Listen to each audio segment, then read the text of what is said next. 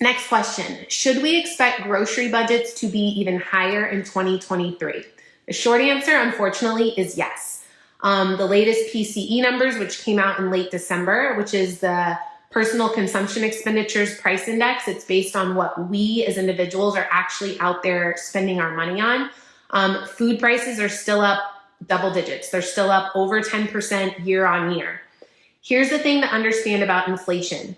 Prices rarely go down, okay? When we've seen deflationary periods when prices go down, it is typically very short-lived and is typically only in a recessionary environment and typically a deep recessionary environment. The goal of the Fed is not to make prices go down. It is to make price increases slow down. So let's understand the difference between the two.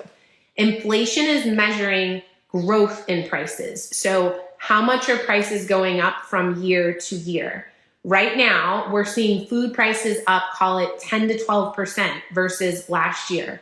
So if you paid, and I'm just making it simple, if you paid $10 for, call it a pound of ground beef a year ago, today you are paying $11 or $12 for that same amount of food. Now, going into 2023, we're not going to see food prices suddenly down 10% and back to that $10. The hope is that we'll see that annual increase that is, call it 10 to 12%, start to subside back to that 2%. But that means that prices are still increasing. So your food and your grocery budget, if you're trying to hold it constant, you're going to end up buying, call it 10% less food. So you do want to build into your budgets a little bit of an increase every month in order to make sure that you have enough money to buy all your food. So that's the thing to understand about inflation.